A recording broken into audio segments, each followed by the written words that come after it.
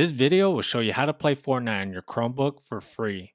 This tutorial uses the free plan of NVIDIA GeForce Now, which is a cloud gaming service that lets you stream the game on your Chromebook.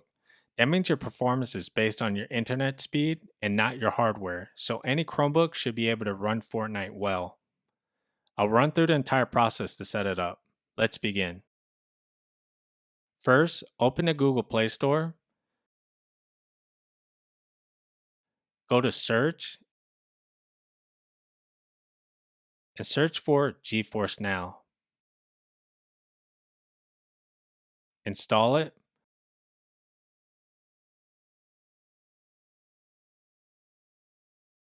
Once it's done, we're going to open it. Agree to the terms and press Get In. Enter your email to sign into your account or to create a new one. Fill out the info if you're creating an account. Make sure you use a real email because you'll need to verify your account.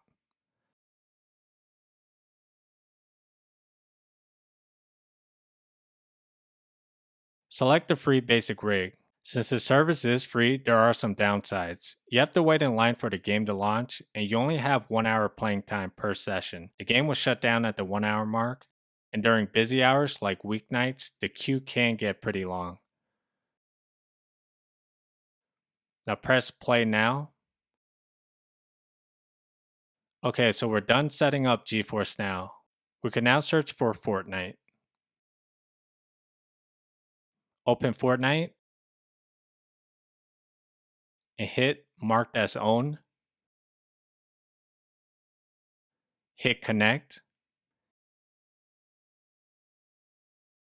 And sign into your Epic Games account or create one if you don't have one.